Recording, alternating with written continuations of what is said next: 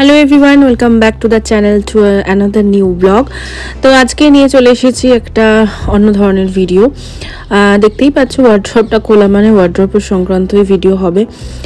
তো দেখো, একটা অর্গানাইজড ঘর, অর্গানাইজড ফ্রিজ বলো, কিচেন বলো, যে ঘরটাই, বেডরুম বলো, আলমারি বলো, যাই বলো না কেন, অর্গানাইজেশনটা কিন্তু একদিনের কাজ নয়। মানে একদিন করলাম সারা জীবন থেকে গেল সেরকমটা নয়। আবার যে একদিনেই সব কিছু করে ফেলবো সেটাও নয়। তো এটা একটা লং প্রসেস।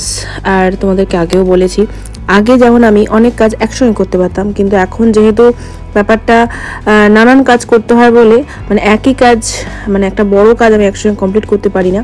মানে আমাকে থেমে থেমে করতে হয়, কারণ বাকি কাজগুলোও থাকে। তো অনেক দিন ধরে ছেলে আর ছেলের বাবার যে আলমারির দিকে যে পাটটা, সেটা পুরো ঘেটে ঘ হয়ে গেছে।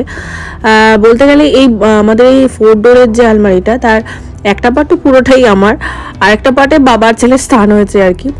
তো দেখো, ওর সঙ্গে কথা বলতে বলতে এই পার্টটা তো আমি গুছিয়ে ফেলেছি, মানে ছেলের বাবার পার্টটা।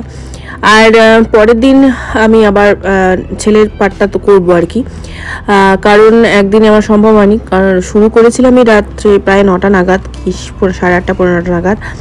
তো তারপরে ধরো ওইটা করে তারপরে আবার ছেলেকে খাওয়ানো থাকে, নিজেরও রেস্ট করার থাকে, কারণ সকালে আবার স্কুল থাকে।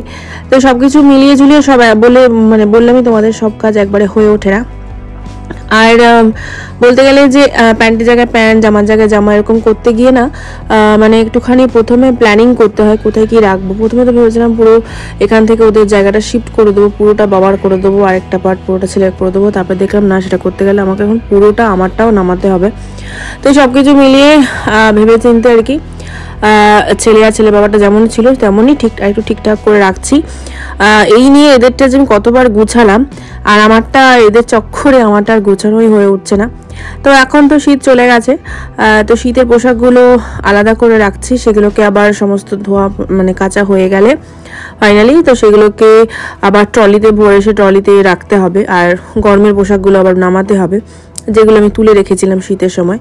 তো এখন মোটামুটি একটু ফুল স্লিভগুলো রাখছি, রাতের দিকে একটুখানি ছেলে যেহেতু ফুল স্পিডে ফ্যান চলছে, তো একটুখানি পাতলা যে ফুল স্লিভ জামাগুলো সেগুলো রাখছি বাইরে আপাতত। ওই যে বললাম সব কিছু হোক, একবারে পুরোপুরি গরম পড়ুক, তখন একবার সব কিছু ঢোকাবো। এখন আর মানে শীতের পোশাক আবার খাট থেকে তুলে ট্রলি বার করে সেটাকে এখন করবো না।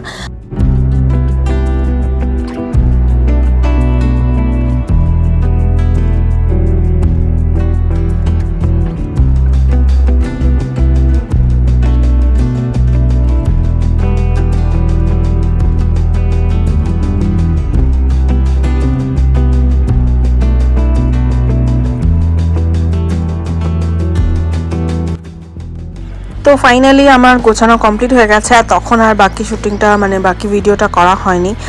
সেদিনকে সন্ধ্যাবেলা এই ভিডিওটা আবার কন্টিনিউ করছি। তো দেখো, এখানে পার্ট বাই পার্ট সব তো গোছানো হয়েই গেছে। উপরে পার্টটা তো ছেলের বাবারই, সেখানে ওর ডেলি তারপরে ঘরে পড়া সব কিছুই আছে। আর এখানেও ছেলের একদিকে জামা, একদিকে প্যান্ট, স্কুলের জামা কাপড় সব একদিকে, আর এদিকে বেশ কিছু পাঞ্জাবি রয়েছে যেগুলো আয়রন করতে দেওয়া হবে, সেগুলো কিছু রয়েছে। তো এইভাবে পুরো ভিডিওটা আমার কমপ্লিট হলো। তোমাদের কেমন লাগলো অবশ্যই জানাবে, ভালো লাগলে একটা লাইক অবশ্যই করো। তো চলো, বাই।